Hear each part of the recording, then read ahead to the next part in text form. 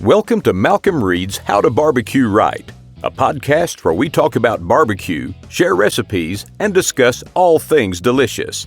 And now, here's your host, Malcom and Rachelle Reed. Hey, welcome back to the How to Barbecue Right Podcast. I'm your host, Malcom Reed, joined by my lovely wife, Miss Southern Shell. Shell, it's cold enough for you? It's a little chilly. It has been cold in Mississippi, and this is very unusual for us. It's cold in this office. Was it Monday night it dropped? It rained like all day, and the temps dropped down to like, I don't know, or was it Sunday night? I don't know. It was whatever, early this week. It got down to like 15 degrees, Yeah.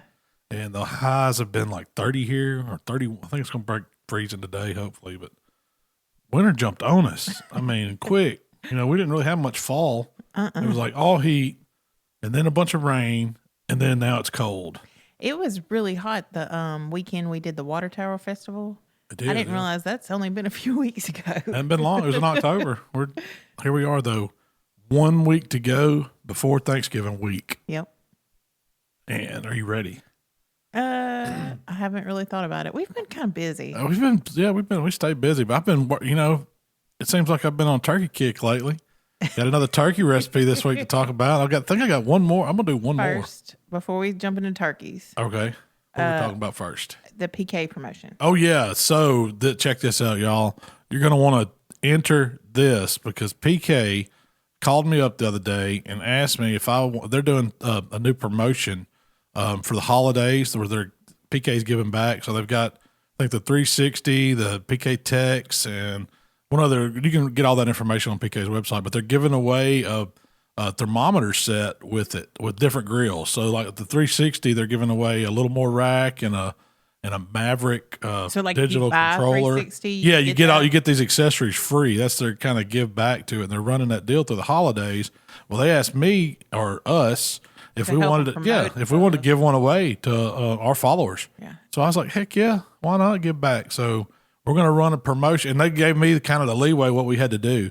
And so all we're doing, you got to go to the Instagram page when we post it. And this is going to run Thanksgiving week. Yeah, the week of Thanksgiving. Not next week, but the next week. Yeah, it'll probably start like next Sunday night at midnight or something like that. Not this coming week, but next week, the week of Thanksgiving. We're going to run it a week from Sunday to Sunday, however it goes. You got to comment and tag a friend. We'll have to be up at midnight to make that post. It might not start at midnight. It might go, 10, whatever. So we're going to start it on Sunday night, end it on Sunday night at midnight.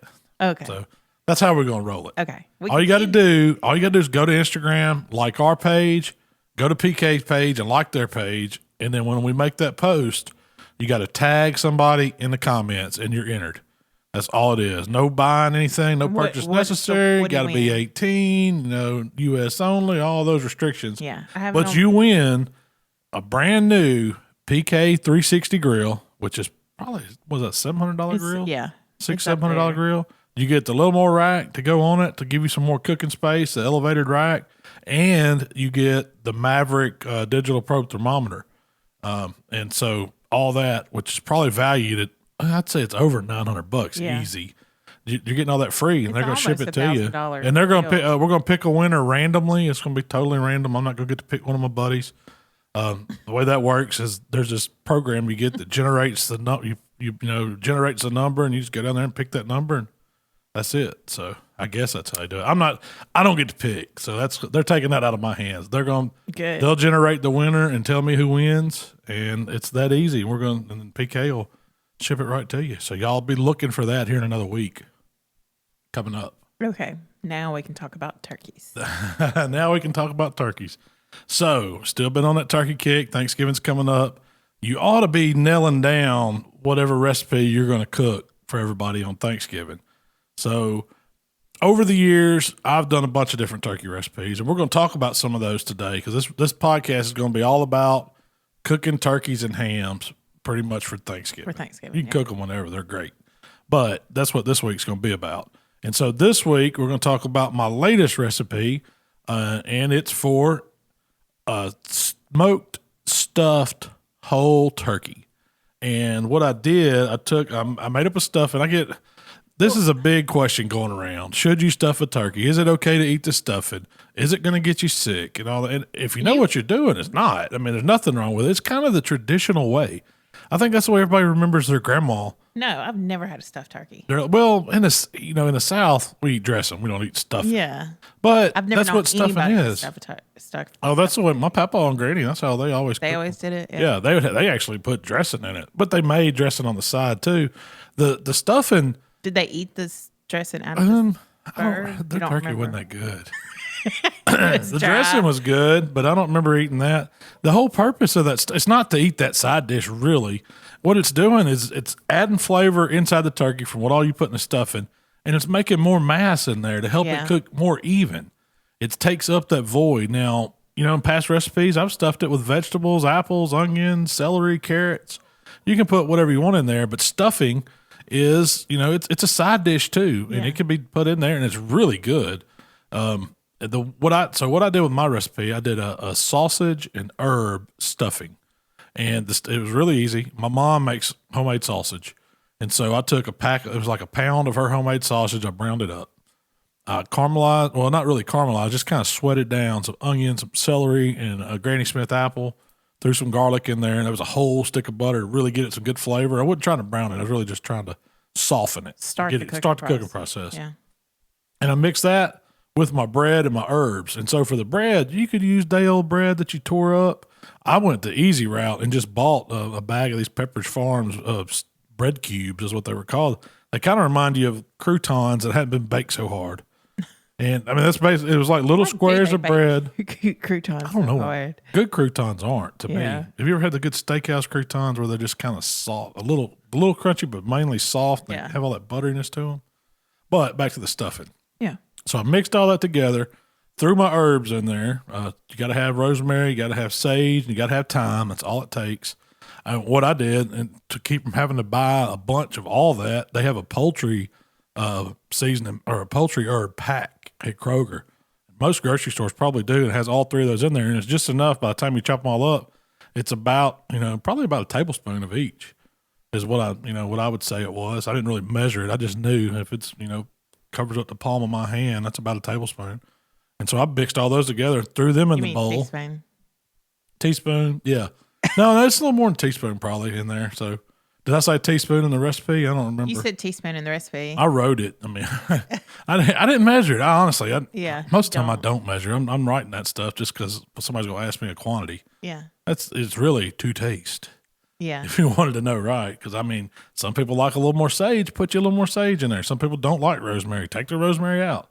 But you need some herbs in there, and to me, a stuffing needs herbs. And then you had an egg and chicken broth. That's all it is to it. You seasoned with AP. Yep. Seasoned it with a little AP. Start it all up and let it sit a little bit because the bread will start absorbing that moisture. So first it looks kind of chunky, but as it softens up, it turns into what you would think a stuffing looks like. Yeah.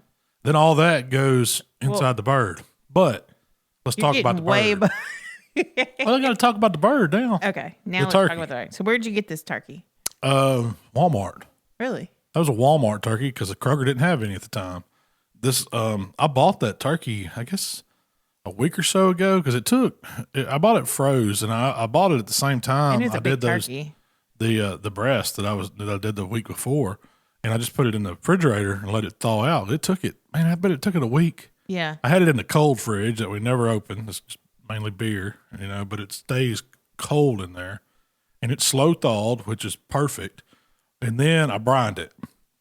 So to me, brining, if you got the time, is the best option because it's going to give you more flavor and more moisture in the meat than any other thing you could do to it. Yeah. I mean, injecting's fine, yeah, and sometimes I brine and inject, depends on how I feel. But if you got the time, brining's the way to go. Yes. And you can use just about whatever you wanted. I made it simple. Cosmo's got a turkey brine, and you open the package, get out a cup of it, mix it with a gallon of water, and you're good to go. Yeah. You don't even have to worry about heating it up, dissolving it, all that. It does it on its own over the course of that 24 hours.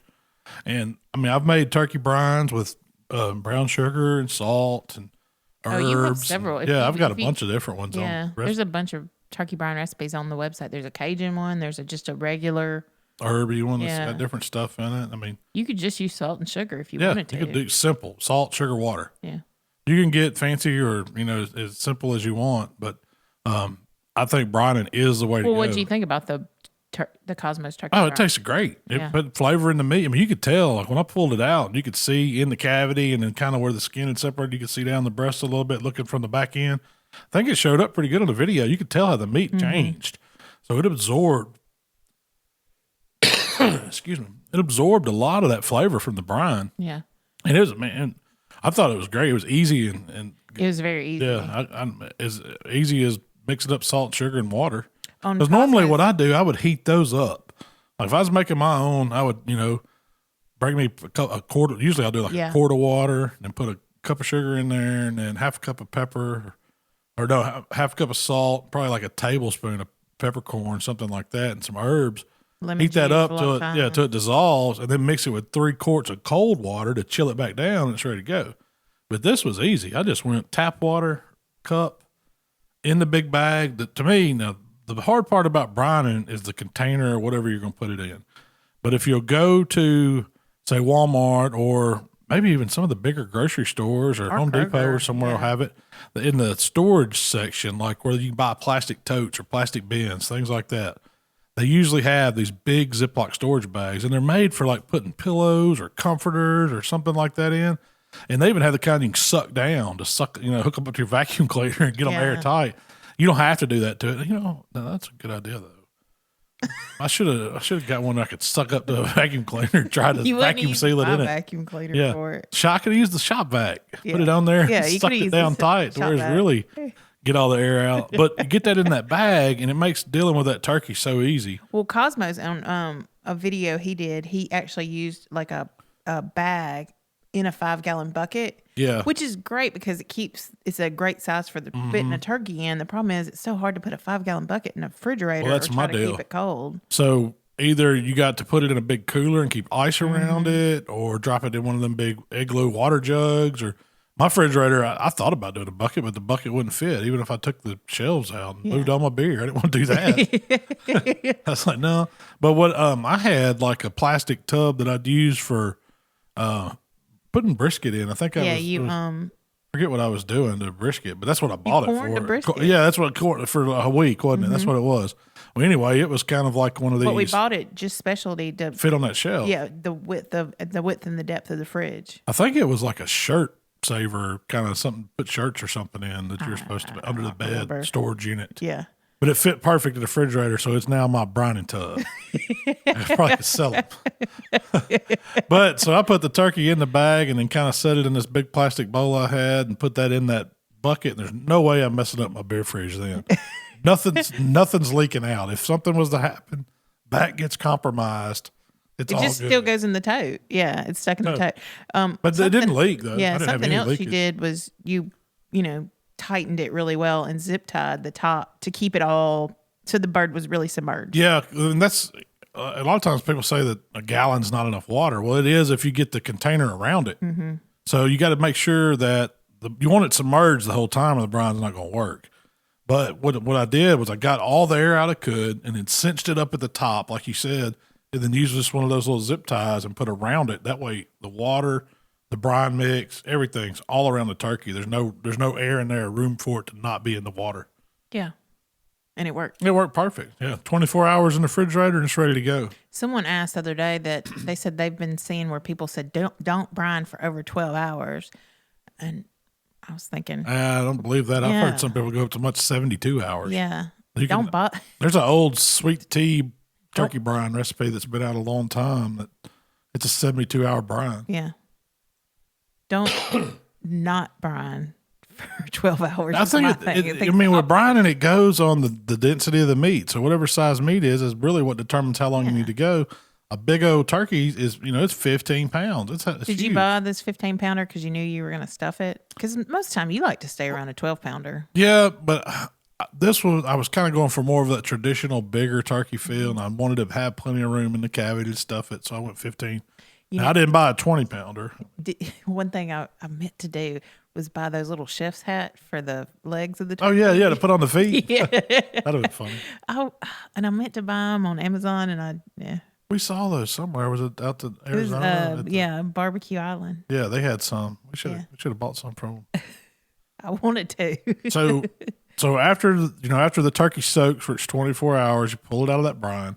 let it all drip. Now it's about getting it dry because you've got all the flavor on the inside.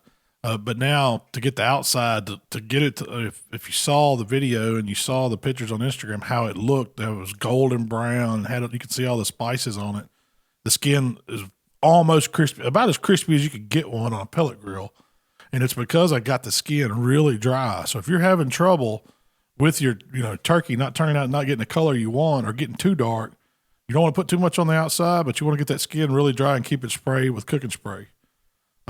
So that's what I did. I dried the turkey, whipped up the stuffing. You didn't inject. Didn't inject it. You could have if you want even more flavor in it, but I didn't think it needed it. I stuffed all the stuffing in there, tied the legs up, folded the wings back under the cavity, and that way I got a tight little package. It's kind of all together. The legs are held up. It's not going to split in the little crack between the breast and the thighs. The wings are tucked in tight, so they're going to get done. Everything's cooking at the same rate.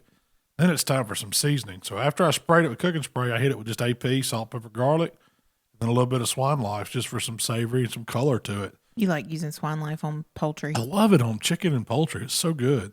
He's got some, Mark and Jane got some herbs in there, something that's a little different to give. Do they have any citrus elements? It tastes like there is. There may be some lemon peel or orange peel or something in there. Something gives chicken a really good taste. Yeah. Now, if I wanted to go barbecue style, I'd have used my stuff, but to me, theirs doesn't just scream barbecue. It just has a good color and good savoriness to it. And it's got a little sugar in it to give it some sweetness.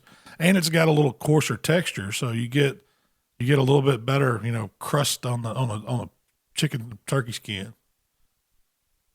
So for years, you advised against stuffing turkeys. Well, it just goes against my Southern upbringing because we don't eat stuffing, but there's nothing wrong with it. In fact, it is mighty daggum good. That stuffing, it was like a really good souped up stovetop stuffing. Yeah, better than stovetop. Yeah, I've never had it with the sausage instead of chicken. The way we have it is pulled chicken and meat. Wait till next year.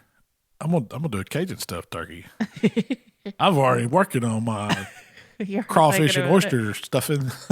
I'd love that's to really that. dressing. It's gonna be dressing though because it's gonna be made with corn. See, that's the difference. Stuffing is usually a white bread, and dressing is cornbread. Yeah, that's the big difference. And just they have basically the same ingredients. I've never had stuffing. I've never had it with the bread either. I've always had it with the cornbread. Yeah.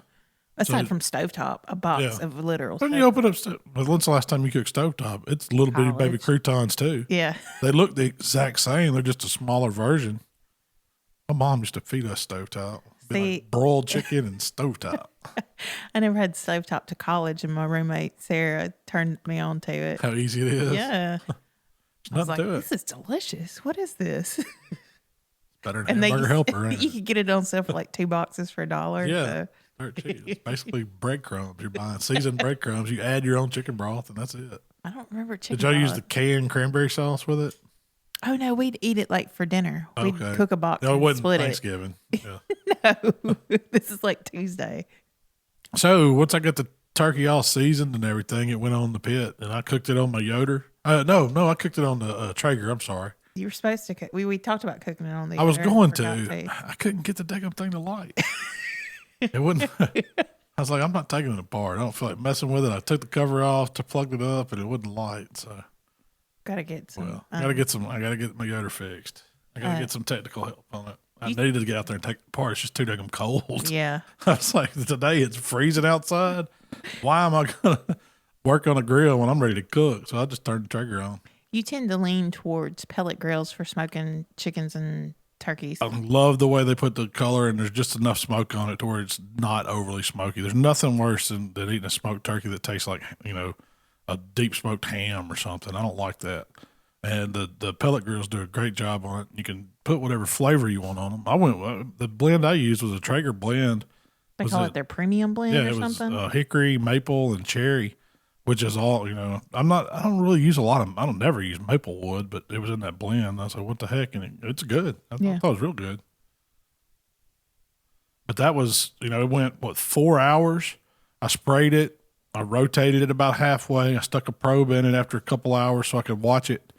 That's about all you got it up to 165 and took it off, tinted it, and let it rest until it cooled down some, and then I ate it. You could tell I was hungry that day, Jack, 'cause that turkey was good, man. I got some of the stuffing out on the board, and by the time I sliced it, I said, man, I ate a pretty good bit of it. Yeah. It was really, really good. So the stuffing has to be 165 internal too. Yeah, and all you do is keep cooking your daggum turkey till the stuffing. Probe it too if you need to. But I checked it before I took it off. Yeah. With my thermopin. When I stuck it in there and it's busted 170 almost. I was like, well, heck, this is way done. Yeah. Well, some people made comments that they had a hard time getting the stuffing done before the getting it by the time the breast is done. You know why? I bet you they're cooking 20-pound plus turkeys. Yeah. And it's a super huge cavity, and they're not. It's just not cooking right. If that is the case, overstuffed. If you want to cook a large one like that, chill those breasts down with some ice packs before you put it on the pit. Get them as cold as you can get them. Close to as freezing as you can. Like 33, 34 degrees would be great. Like pull it straight out of the fridge. Yeah, and put it on. Let everything else be room temp. Chill the breasts so it slows them down. That way it gives you more time to get your stuff and your dark meat done before the breasts come in. Gotcha. And if the breasts do get ahead of you, don't be scared to lay an ice pack on them while they're cooking. It might mess the color up a little bit, but you can get that back on the back end. But you can cool those breasts down to keep them from overcooking. Or you can cook your stuffing separate if you want to, or dressing. That's kind of like how they do the hog loins on the hog. It's just a kind of a little trick to slow it down a little bit. And it works on larger birds. That's why I try to stick with something in the 12 to 15 pound range is better because it's all going to cook the same size. Yeah. And I guarantee you that's why people are having trouble with it because of the size of 25 pound bird. And wondering why it's not getting done in 3.5 hours, And the outside of the breast, inch or two down's done, but then way down deep in there, it's not. Yeah. I don't recommend them. If you're going to cook those big ones, spatchcock them. That's a good tip. Yeah. I got that to talk about on my list on down. But that's pretty much let it recipe. rest. You sliced it. How long did you let it rest? It took about 20 minutes, 20, 30 minutes sitting there until by the time I took a few pictures and I couldn't stand it no more. My mouth was watering, lips was getting ready. I was like, I got to taste this. What is it? Intermediate. Had to whoop the cat off. The cat keeps coming out there trying to get up there and get the turkey. The cat has figured out what happens. So yeah, when we're outside. Yeah, it knows to come out there and just cruise around. One of us has to stay outside if there's food out because the cat will jump up on the bar and try to get it. We're going to have to figure something out with Smokey. little Don't play. Yeah, we're going to lock his ass up. What would you do differently? Man. Have me some gravy and some hash browns and stuff to go with. Some green bean casserole. It's casserole. I ain't doing nothing different. I'm going to repeat that. Watch. It was really good. It's happening. Thanksgiving. It's going down. The turkey was good. The stuffing, I was being someone that's very Southern. You might call me a regionalist. A regionalist. You had your doubts. I always have my doubts. Yeah. I always have my doubts. You always do have. But you always come through. The stuffing was delicious. I would eat that like in a pan, not cooked in the bird. I mean, I'm sure cooking it do you think cooking it inside the bird gave it more flavor? Oh, I guarantee it. Yeah. You got all those juices from the turkey dripping in it. I mean, all that. So it's soaking up all those flavors too from the brine that's cooking out, all those flavors that we put on it, plus with the smoke and everything. That's what gives it so much flavor. I'd like to try that exact recipe. Just put it in a casserole dish and throw it in the oven and see. You could do it. Hey, you could do. It was very good. You could lay pieces of chicken over that and bake it. Yeah, and get same kind of effect. It'd be like an inside effect or almost like a don't peek chicken. Yeah, it would be. Yeah, that's a good recipe. You could do turkey breasts like that. If you don't want to cook a whole bird, you can make the stuffing up, put it in a casserole dish, grease the casserole dish, and then lay your season your turkey breast, cutlets, or whatever, lay them over the top. I mean, that's kind of the way my mom does dressing. Yeah. She boils her chicken, but she pulls it and puts it in there and mixes it all in. All the meat's in there like that. You could do the same thing with turkey and cook just like that. Yeah. Take it about as long as it would take that stuffing to bake, which is probably about an hour or so on 350. The turkey breast would be cooked too. Also, I imagine it'd be good if you made your own stock with the cover it in full.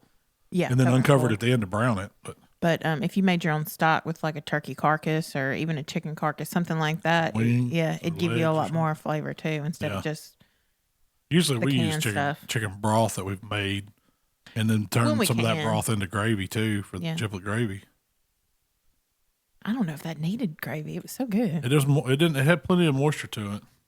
So this week we are talking all about smoking turkeys and hams for Thanksgiving. Yeah, and that's where my next topic I had was stuffing versus dressing. Okay. I'm a dressing man. But I'm not a turkey and dressing man. Turkey to me is the meat. I'm a chicken and dressing man.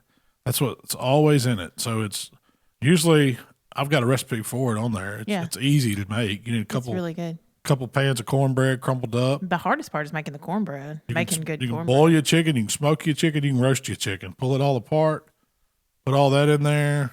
Same vegetables, celery, onions, a little pimento always goes in mine. You got to have your sage and rosemary and thyme and chicken broth. It's an egg, and instead of putting raw eggs in the dressing, we always put boiled eggs. We and diced up, yeah. So they're chunks, so you can get pieces of egg, not just like grated. You would add to a chicken salad. Yeah, same difference. Yeah. All that goes in there, moisten it up with some good chicken broth, bake it on 350 for about an hour, take the foil off and brown it. Dressing's easy. Yes. And it's so much better than stuffing. I don't care what anybody says. I mean, stuffing's good, but it's just different. I would have said yes, but after trying that sausage and herb stuffing, it was really good. I've never had sausage in a cornbread dressing. I bet it wouldn't be bad though. Have you ever had the oyster? No, but that's what I was planning on doing. It's really big in Georgia. I'd love to try I have to do that. Maybe I need to do a stuffed gator with oyster and crawfish dressing. There you go. How would that be? We got to get the Or barbecue Nutria ninja. or something. Just anything swampish. I could do something swampish for Thanksgiving next year. I heard you talking to your brother on the phone about cooking a turkey. What's he got going on there? He's cooking for work office Thanksgiving next week, and he's got to take some turkey breast and a ham, so he's going to come over Sunday. We're going to put them on, go hunt, come back, take them off. But what's he cooking? He's cooking 2 turkey breasts and a spiral ham. Oh, okay. So he's going to do just the breast? Probably my honey smoked ham, the one that's like not it's like a clone of a honey baked ham. It's my favorite. And then the breast, he's just going to I told him we just inject them. He's trying to brine them. It's just a couple breasts and inject them and season them. Probably use an AP and swine life and run them on the pellet grill and get them off when they're done. They're just breasts? Yeah. They're bone-in breasts, though. I think he bought 2 of them. There'll be plenty of people. He's got to feed 30, so it ain't going to be too bad. So if you have a smoker, should you always smoke a turkey instead of oven roasting a turkey? Hands down. Changed my life when I started smoking turkey for Thanksgiving. It really did. Because all we knew as kids was, growing up was dry oven roasted turkey. It was always like a 25, 30 pounder. They'd get up at 6 a.m. before the parades even started getting assembling. and they'd put it in one of these big old roasted pans, and they'd baste it with one of them big bulb basters every hour. And when they'd carve it up, the old dark meat would it'd just be nasty looking, gray, dark. The breast would be so dry you couldn't put enough gravy on it to eat it. I always wondered. And then I think that's why we only eat turkey one time a year, is because nobody knew how to cook it. They was like, what do we do with this? And I used to wonder, like, why do people get excited about this? It's not that good. You didn't know. Yeah. I mean, the only thing that was good about it was like if you turned it into turkey pot pie or something like that, or put enough mayonnaise on a sandwich shell and make you a turkey sandwich. But still, the ham was always where it's at for me. You couldn't mess the ham up. I didn't like ham until you started smoking them. Really? Yeah. Y'all's ham was messed up too? I just thought it was bland. Dry, yeah. Oh, oven boiled. It was like, warmed it up in the oven with a bunch of water and juice. And just kept going. They weren't worried with internal temp. Well done, probably. That's what most people do. That's what most people probably cook the turkey. Well done. We want to get sick. We're going to have to cook it to 200 degrees. So when I started getting into this barbecue thing and started smoking, that's, I decided one year I remember my dad had one of these old, it wasn't a WSM, but it was like a master-built bullet smoker with the water pan or whatever. And it always had, it came with a recipe book, It had smoked turkey on there. So my dad tried it one year, and it was so smoky. I think he used a pan of mesquite and water, and it was so smoky that it didn't turn out well. When I started cooking, I said, I'm going to smoke a turkey this year. Yeah. And so he had got to where we fried turkeys forever, and his fried turkey was awesome. We thought that it changed the turkey game. Yeah. Everybody started eating fried turkey and peanut oil. You know, you had your big fryer outside with your propane bottle and all that. But even that turkey gets dry. Yeah, but a good fried turkey is pretty good. It is. But then when you put it up against a smoked turkey done right, there's no comparison. I mean, the meat, the moisture in the meat, the flavor of it, seasonings you can put on it, the brine, injection, all those things are so good on a smoked turkey that you can't duplicate it in a fryer or especially in the oven. So that, to me, smoked turkey, hands down. And they're easy to do. They're so easy. Yeah, they're easier than frying a turkey. Yeah. For sure. Oh, yeah. Just messing with the oil. I mean, how many houses get burned down because it's a bunch. people messing up with the fryer, dropping a frozen turkey in there and blowing the thing up. So what kinds of turkeys can you cook? Well, in the smoker, you can cook turkey breast. Oh, yeah. As far as whole turkey, you can spatchcock them. You can cook them whole. You can cook a turkey breast roast netted like I did for the sandwich. Mm-hmm. You can just cook the breast boneless or the breast bone in. There's all, a whole bunch of different, there's all kinds of different ways to cook it.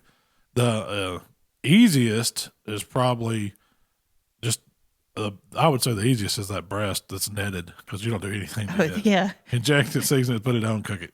That's simple. If you can't do that, you need to hang it up. I don't know. If you can't cook that, that's a really good option if you're cooking for a smaller crowd or families, or just cooking dinner. People don't like dark meat. Yeah. Turkey breast is the way to go. Whole turkey is not really challenging. What's challenging, if you got your good thermometer where you can watch the internal temps and then you can control your temperature and keep it around 300, 325, it's easy as it can be. Yeah.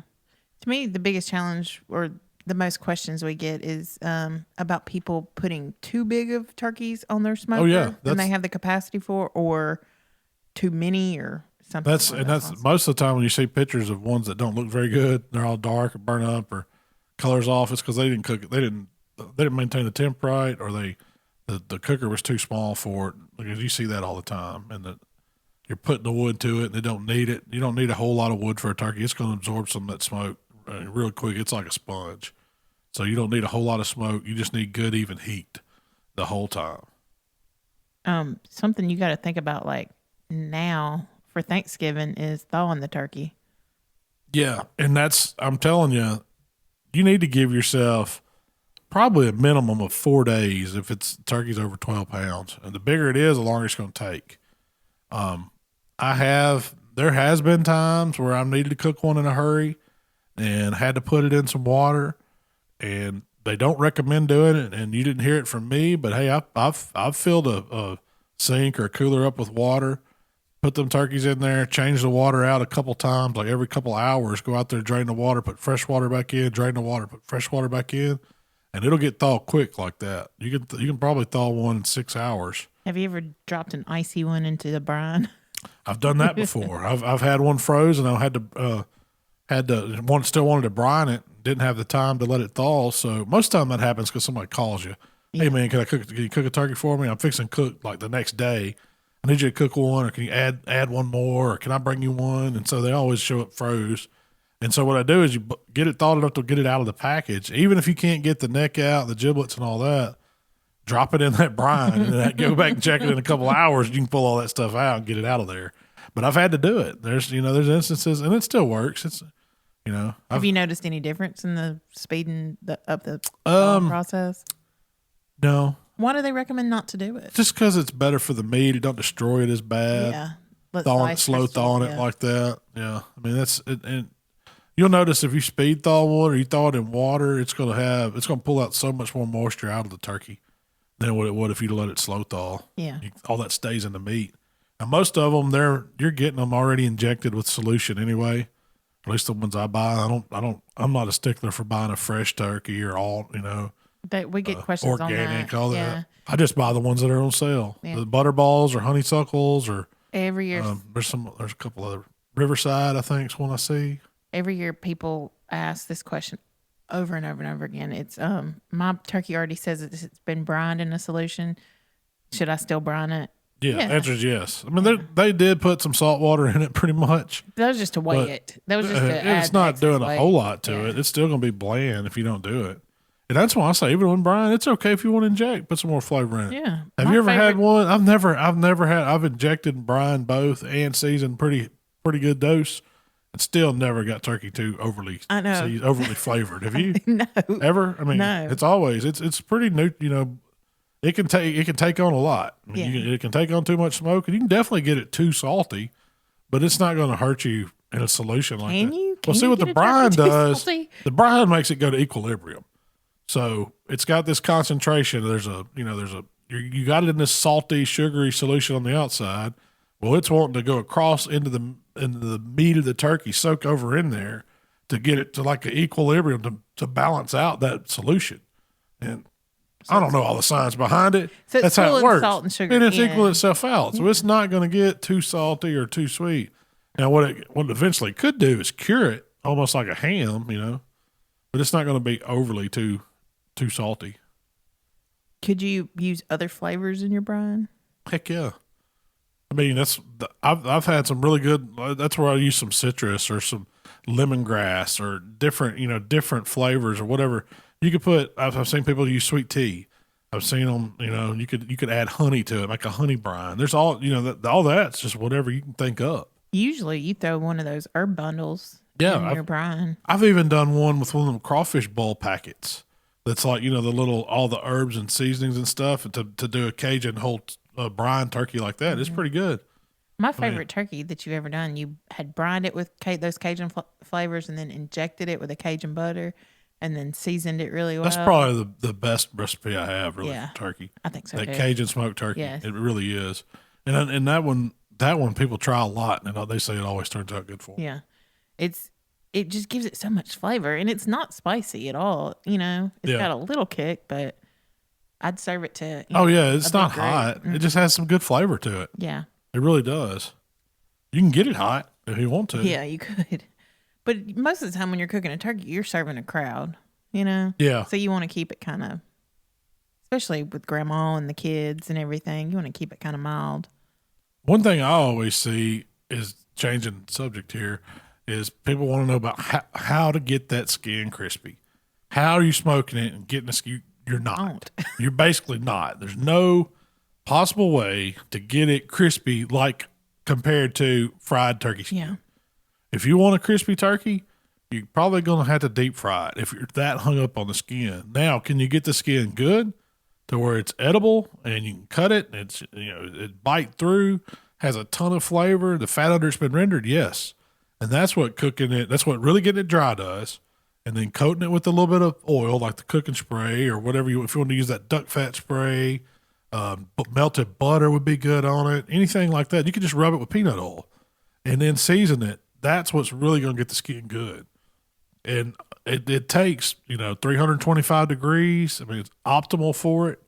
If you don't think that 325 is getting you enough smoke, start it out low, get you some heavier smoke on it, and then crank that temp up to finish it to get that skin right. What do you mean start out low and crank the skin? Like say 250. So if you want to really put more smoke into it, you could go, if you start out 250 and you're going to finish at 325, it's probably going to add another couple hours to your cook time.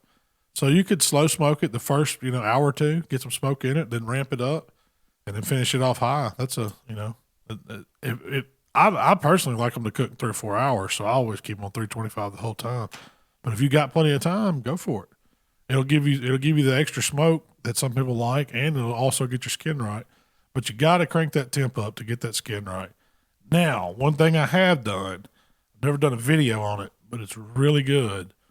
It's a smoke-a-fried turkey, kind of like the way Matt did the chicken wings. Yeah. You smoke that turkey first. You don't have to take it all the way to 165. You want to stop at about 150, 155. Then you got your oil ready, and you drop it down in there. Do you rest it, or do you go straight? No, you go straight in, straight from the smoker to the oil. Do you have to? What you have to do on that is watch how much seasonings you put on the outside of it. You don't need to season it very much at all. You could season underneath the skin, but if you put too much rub or something on it and smoke it, and it's going to be beautiful on the outside, then when you drop it in the oil, it's going to go You know, it's going to be dark. Yeah, it's going to burn.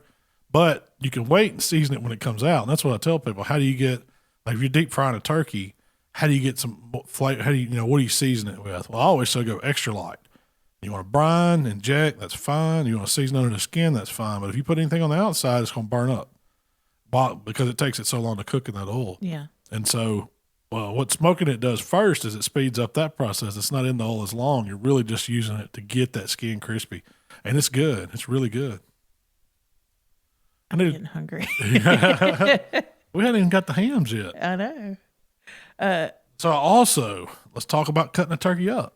What kind of knife do you recommend? Oh, you just need a good slicing knife. I mean, Dexter Russell's like the slicer knife that we have on our site makes like a good one. Knife? Yeah, brisket knife does fine. Yeah, serrated knife, stay away from. Yeah, I probably wouldn't use a serrated knife. You need a slicer, something with a thin blade that's sharp.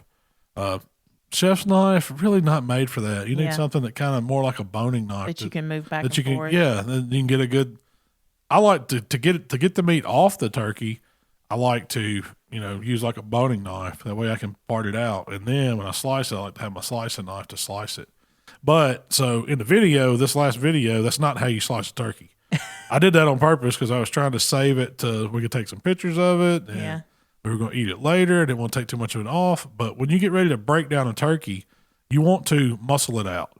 So you want to take the whole breast off each side.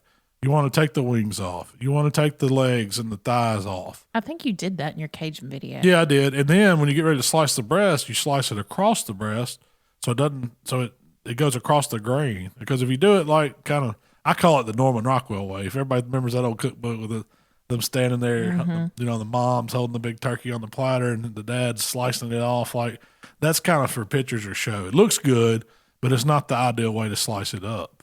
But, you really should take those breasts off and carve it up. Well, when you do it that way, when you take the breast off and carve it up, you get little pieces of skin on each piece. Yeah, instead of one piece with skin. Oh yeah, because if you do it the way I did, I want that whole skin piece. Yeah, I'm getting that. I'm getting both sides of that. I'm good. I'll just take that first slice. You got to share that. Though. That's daddy slices. But if you take them all off, you can cut it crossways. But that's the best way to do it. And then when you present it, you can put it on a platter or a cutting board and bring it to the table. And you put it all back together. You don't have the legs separated and kind of crossed off at the end. You can usually for the thighs, I do debone them.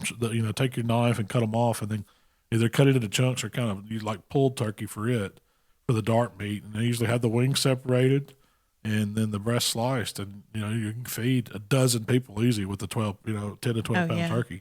Probably more like 15 people. Yeah, especially when we're talking good Thanksgiving. Turkey, I don't know, Cajun, that good turkey, it ain't gonna last. I'd cook too.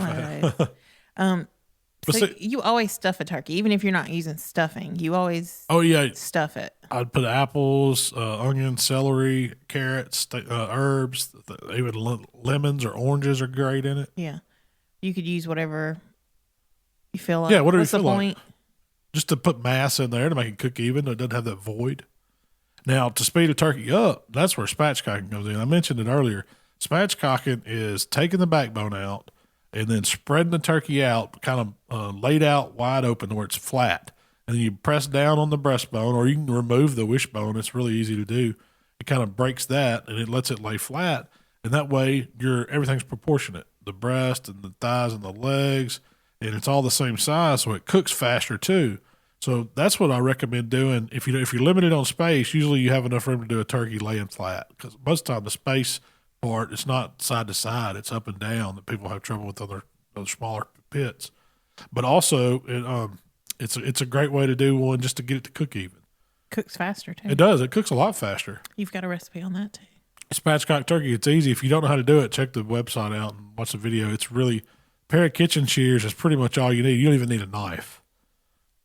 You can just take scissors or kitchen shears and go down each side of that backbone, pull it out, turn it out, and press it flat, and pull that bone out, and you're good to go. It's easier to cut up too. It's very easy to cut up. It's all portioned right there. Yeah. So it doesn't look as good to me on a presentation, a flat turkey. Yeah, but most of the time, if you're coming to the table with it already cut up, it don't matter how you got there. Yeah. It really don't. So that's why it's a good idea to spatchcock it. So what do you do if your turkey starts getting a little too dark during the cooking process? One, I keep it sprayed pretty regularly to stop that. But What's if it does, regularly? every 30, 45 minutes, I'll check on it, see how it's doing. I'm opening my pit a little more probably on a turkey than anything, just because I don't want it to get too dark. Yeah. I'll rotate it if it needs to rotate. If it looks like the back part of it's cooking more than the front part, and I'll keep it sprayed to where it's getting that golden color that I really want. And then when it starts getting to that point where it's really, really brown and going to turn, lay some foil over it. Don't wrap it, just shield it. That's all you have to do, and it'll stop that. Your color will be perfect, and you still watch. Now, I'm not going back in there at all if I ever tint it with foil. You're just going to let it finish out? Yeah, I'm just watching the internals at that point. But usually I don't have to tint it with foil, especially on the pellet grills. There's not that big a deal. Yeah. But if you do it on a drum or other types of pits, you probably have to use a little foil. The old hickory will get one dark on you quick. I've had that happen. I had one that looked beautiful. Yeah, I was doing what was that? It was a beer can turkey. Yeah, I need to revisit that. I never did redo it. It was a gorgeous turkey until the last 30 minutes, and then it went to jet black and couldn't use it. That was one of them fails. We still ate it. It was delicious. You just pull the skin off. Yeah. So resting the turkey. Always critical. I think you need to at least give it 20, 30 minutes to calm down. That way you don't lose your juice. One big thing people always ask us is how do you transport it? So what I recommend is when you let it rest, I'll usually take it off the pit, put it in an aluminum pan and loosely tint it with foil, let it, stop cooking for 20, 30 minutes. Then go ahead and tighten your foil up, drop it down in the cooler, and you're good. You bought yourself probably 3 hours in a dry cooler before, it needs to be refrigerated, or it needs to be ate, and then it needs to be refrigerated. So I think once it gets below 140, you got about 4 hours, but it's not going to drop down to 140 for a while. It'll probably take it 2 Not if hours. it's in the cooler, it's going to take it a while. So that's what I recommend. And once it comes out the pit, 3 or 4 hours, you're good. Walmart has a cooler called an Island Breeze. They sell for about $17. It's a great little cooler for transport and stuff like that. It doesn't have a stopper on it, so it makes it really good. You just wipe it out, rinse it out, and it's good to go. We've got 2 or 3 of them that we use for old meat or taking something to a party or a get together at a family's house or something. And if you happen to lose it, you just go buy you a new Island Breeze. That's right. And you can reheat these turkeys too. Yeah. They do pretty well reheating in the oven. That was a question I was going to ask you. So how do you reheat it? So how would you store it if you cooked a whole turkey and you're going to serve it the next day? Am I still going to serve it whole? Like people see me cut it up, or am I going to? Because if not, I would go ahead, let it cool off, and I would cut it up into portion sizes and vacuum seal it. And that way, when I got ready to heat it back up, all I got to do is take that vacuum seal bag, put it in an aluminum pan, cover it with foil, pop it in the oven. And let it reheat. Then let it reheat. In the bag. That way, all the heat, all the moisture, and everything's staying in there. You could also take it out of the bag and cover the pan in full, but I think the bag holds up pretty good. Yeah, it takes about 45 minutes, 300, 325 in the oven to warm up. I usually have it at a lower temp for a little longer. Yeah, but it's really easy to do, and it does reheat pretty well. I've even reheated them in the microwave. I've had to put them in Ziploc bags and take them to the office before, and before we serve it. And usually that's just turkey breast, but I'll slice a breast and put it back together, and that's what Waylon's going to do. Yeah, we're gonna probably vacuum seal those, but he'll just reheat them in the microwave, and it'll all be sliced up. It'll have some moisture in there, so when he busts it out, it's steaming, it's hot. People think he cooked it right out there in his car. Ham does the same way. I reheat it the same way. What if you're going to reheat it whole? You want to have the whole effect. Yeah, I would put a little bit of moisture in the pan. Probably put it in a raised, the little raised chicken rack I cooked on. Mm-hmm. Drop that in the pan, cover the whole thing in full, a little bit of chicken broth in there, and just warm it back up to where it's 140. I mean, it's going to take probably an hour and a half, hour and 15, hour and a half to reheat a whole, if it's refrigerated cold, to get it back up there. It'd be a good idea to let it sit out and come up to room temp before you throw it in the oven too. But you got to get it back to safe temp. And that's everybody needs to know that. Reheat. 140 reheat internal. So it's always best to check it to make sure. It's 165 to cook it. Yep. 140 to reheat it. That's right. Gotcha. Oh, one other thing. These deep fried turkey breasts. I think Butterball makes them. I bought them at Sam's, and it's already fully cooked, fully deep fried. and I hadn't done a video on this, but man, there's nothing to do a video on. People go, you bust them out of the package and put it on the pit and warm it up on the pit till it's 140. It takes about 2 hours maybe, and slice it. It's some of the best eating turkey there is. It's such a cheating turkey. People are like, man, how'd you do that? Oh, this is my deep smoker fried turkey. What do you mean? I was like, well, fried the breast first and then let it cool out overnight and then put it back on the smoker and put some double, Do you do anything to it? Do you season it? Do you put butter in the pan? Do you? Butter. That's it. Put it in a pan. Like I put it on the grate and get some smoke on it. And I put it in a half pan and put like a stick of cut up butter in there and cover it and let it steam out with that butter. And then the butter that comes out of it, man, it's so good. It's almost like its own little gravy. Yeah. I'm telling y'all, if y'all never tried it, this is on the low. Get you on the deep fried press and heat it up on the smoker. Folks will think you're a genius. And I mean, it's good for like sandwiches and anything. And they're small. They're not very big. I think they may weigh 2 pounds. I mean, it's 100% yield. Yeah, there's no waste. Zero waste on it. Zero. It's good. It's really good. So hams. So the best, and I'm going to tell you the easiest ham recipe there is the spiral ham. Everybody's seen them. They're already fully cooked. It's not nothing to it. They usually come with like a little glazed packet or some kind of seasoning packet. That ham straight on the shelf is fine eating. Now, I've souped it up over the years. Right? It's fully cooked. All you're doing is warming it up. So we call them double smoked hams, double smoked spiral hams. The reason why it's double smoked is because the first time when they cured it and smoked it the first time, then they packaged it. And you're supposed to bring it home, put it in the oven, warm it up on like 350 for 2 hours or whatever the directions say until it gets to internal temperature of 140 and it's ready to serve. Well, we take them a step further and do it outside on the smoke. And that one thing changed the ham game for me. I always thought the best ham you could ever possibly eat was one of those honey baked hams that you mail ordered. And they're good. And then, they come and they got the sugar all caramelized over the top of them. You warm them up and serve them and they're beautiful. Well, this spiral ham is better than the honey baked hams. And I've got several different recipes on how to do them, making up glazes for them, putting the sugar and the raw mixture on the outside so it caramelizes. But just plain out of the package is pretty to take them good. And even the little glaze packets that they come with, I've used those before. They're pretty good. I mean, there's nothing to them. Where you get your hams? Walmart, Kroger, Sam's, Aldi. Believe it or not, the Aldi spiral ham is about as good a ham as you can buy when you put it on the smoker and warm it up. So you bust it out of the package. Take the little plastic bone protector off the bottom. You got to remember that. I've left that on there before I found that. It goes on the pit. Usually I'm cooking it at about 250. But if I'm cooking turkeys, I'll run it at 325 too. I don't care. It ain't going to matter. The only thing that the extra heat will do on the ham is if you're using a lot of sugar in your glaze, you got to watch it because the sugar. Well, do you wait till the end to glaze? I usually always wait to the end. Now, I might make up something and put on it like some mustard. Like either honey mustard or just rub like a mustard Dijon on the outside of it, season it with that sugar mixture or rub or whatever you want to use. You can make up something. I've used some of those little packets come with like a dry seasoning blend that you're supposed to mix. The Aldi one does. Yeah. Well, sometimes I'll just sprinkle that all over the outside.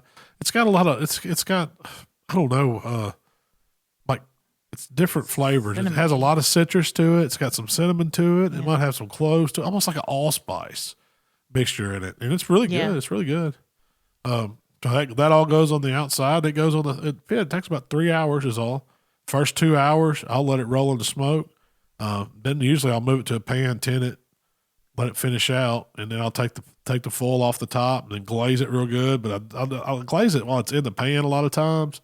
When I'm cooking these at home or cooking a lot of them, because I don't want to get my grill all nasty, because all that sugary dripping glaze will get down on your heat pan or the bottom of your grill or whatever whatever kind of grill you're cooking on. And it's just harder to clean up. So if you have it in a little pan, it makes it easier. And that glaze just kind of cooks and gets sticky and it's good to run the ham back through. I've seen you take them out of the package, throw them on the pit, cook them, pull them off the pit, serve them. Yeah, right. I mean, no season, no glaze, nothing. Yeah. And they're excellent. They are excellent. Yeah, they are. Now that's my favorite kind of ham to cook, the spiral slice ones. Now you can cook a whole ham. I've bought those, and I've got some family that request us cook one of those for them every year. They buy, it's like a 22 pound whole ham. Usually Smithfield's the brand they buy, but it takes it may take it 8 hours to get back up to 10. Really? It's just because it's so big. Yeah. I'm just taking it to 140. Yeah, it's huge. It's huge. It's the butt and the shank end all together. A lot of ham. And my papa always cooked one of those for Christmas too in the oven. It was like. You've done one that had the cherries and the pineapple. That's more of a traditional one. It's more. But it was good. It was a shank. That was the whole ham. It was a whole one. Then I did the Norman Rockwell. Once again, you put the pineapple rings and the cherries, and you toothpick it to it, and you put the brown sugar glaze over it. That's what I think of Christmas. I think of a ham like that. That's why my papa always did it. You haven't done a new ham recipe in a while. No, I need to do one. I really do. I've done the carving hams. Those are good. Mm-hmm. They're kind of like cheating. They're pretty much cheating. I did a praline pecan one where I made up that was like praline kind of glaze. It was like pecans and brown sugar and butter. And it was one of those roasted hams. And a roasted ham is basically a boneless ham. They've cut off like that top roast off the bone. And they've already fully cooked. Once again, all these hams are fully cooked. And I just warmed it up and glazed it at the end and sliced it. And it makes the beautiful, most presentation ham. Yeah, no It's waste. good too. No waste. Those are good cheating hams. That's something people always ask. Well, I want to do a fresh ham. I had that on my list. So people that want to talk about cooking a green ham or a fresh ham, what that means when you say fresh ham or green ham, it's the same thing. It means it's an uncured, unsmoked ham, just like you cut the hind quarter off a hog. Yeah, that's a green ham, and it's raw. If you cook that, there's nothing wrong with it. But it's not like a traditional ham that you're going to eat when you're thinking Thanksgiving, Christmas, or Easter. No, it's pulled pork. You can cook it to a roast. You can slice it. You can, it needs to cook to probably, I would say 165. That's what I'd be safe on cooking a whole ham, at least. And then you can slice it. Oh, it'd be like sliced pork. You think of dry pork loin. Yeah. That's what it's going to be like. But most of the time you cook them like we cook hogs with that ham in there, and you cook it till it's done. It's falling apart. And the fat in it's rendered, so it's juicy, and that's where you make some really good pulled pork. But you're not going to take that. If somebody gives you a whole fresh ham and think you're going to turn it into like a holiday ham, it's not going to do it. Yeah. It needs to be cured. And the curing process, that's an art. And you're not just going to, soak it. Have you ever cured your own? No, I've never tried to. Most of those are, I don't know how I need to research that more. A lot of those good hams, they smoke them and age them for years, and there's different types. You're talking about some serious hams. Yeah. You're not talking about these old 99 cents a pound. No, and I imagine most of those, it's like a sugary, salty solution that they shoot it with. Yeah, they probably got one of these brine pump that's got all the needles, and they fill it with so much, and it stays in there for so long, and then they smoke it to it's like 140 or whatever safe is, and then they vacuum seal it. Yeah, and it's good to go. But I never liked ham, like holiday ham, until I had yours. In the spiral. I like the spiral because it's portioned for you. There's nothing when you get through cooking that spiral ham and you want to present it, all you do is kind of turn it on its side and take your knife and follow the seam. There's always a fat line in there. You can go circle around the bone and then follow that seam up to separate it, and then all that ham just comes right off the bone, and then you just spread it out on a platter, and you look like you really know what you're doing. But it's so good. It is. And so that's pretty much how I do ham. So what's the plan for Thanksgiving? Our Thanksgiving? Ham and turkey. And I don't, that's all I'm doing. Everybody else can be in charge of the sides. Yeah, but I'm doing ham and turkey. What kind of ham? What kind of turkey? I'm spiral ham, and I'm probably going to do that stuffed turkey. My parents haven't tried it. Yeah. I'm probably going to do that and take it. That's my plan. Same recipe? Yeah. Waylon has, his sister-in-law always does that sausage stuffing. It's like a fancier chefy type, Thanksgiving stuffing or whatever. And that's where I'm going to do one, see how it turns out. Because Lynn's he always brags about it being really good. It's different because it's made with bread instead of cornbread. Yeah. It's got the sausage in it and stuff. So that's kind of where I got my inspiration to do the one I did. And I was just kind of tuning it. And so I'll probably cook. Well, I'm gonna stuff it, but I think I'm gonna cook a pan separate too, so we can have that to go along with the dressing. Yeah, it was. Really I can't good. compete with my mom's homemade Your mom has cornbread really dressing. dressing. But we'll have a little side of it anyway for anybody that dares try it. So what's coming up next week? Next week. I saw several turkey breasts. Next week, I'm gonna turkey you out. Kevin from down at the butcher shop, he called me the other day. He's like, "Man, how's it going? You know, want to see how things were. If you need anything." I said, "Man, I've been trying to source some of them big turkey breasts like they use in Texas. The restaurant, they're boneless turkey breasts, but that's the ones they do it Texas style, and they smoke them on their pit, stick burner pits." Mm-hmm. And he's like, "Man, I think I can help you out there. You want me to see if I can get hold of some?" And so next thing he is the best. he'll ever. if he don't have it, he'll find it for you. And so Kevin, he called me up and said, "Man, when do you want those?" And I said, "I'd like to shoot that video next week before Thanksgiving." And so he said, "I got you." So he sent me 3 of them. And I don't know, I may, depends on how good it turns out, I may do one of them for our Thanksgiving's a big week of eating to me. Am I going to overeat? Yes. I already know. Put some extra time in. Get my stretchy pants out and warmed up. So we may have Texas turkey breast too. So that's coming up next week. How do you do the Texas turkey breast? Is it just a barbecue-y seasoned and pit smoked? I'm going to show you. Okay. I don't want you to doubt me. I'm not going to tell you. I'm going to show you. I'm like to treat you like you're from Missouri. What's the best part of the leftovers? What do you like to do with them? I just had a few questions here for you before we wrap this up. I mean, what kind of leftovers? Are we talking pecan pie leftovers? No, turkey. Turkey? I guess sandwiches. Turkey sandwich? Yeah. That's where you're going? Yeah. The ham, you just eat the ham out of the bag. Yeah, with a roll. That's what I like it with. The turkey sandwich is good, but man, turkey pot pie and turkey gumbo. That's my 2 that I like to do. And I hadn't had turkey pie in a long time. I haven't had turkey pot pie in forever. Because I've been making turkey gumbo with it. I usually freeze it, and then I'll make a turkey and sausage gumbo, and then I'll have the bones to make me a broth with, and I'll have the meat to put in there, and it makes a really good gumbo. That's a good plan. I had turkey pot pie on there. You got anything else? Oh, yeah. Save those ham bones.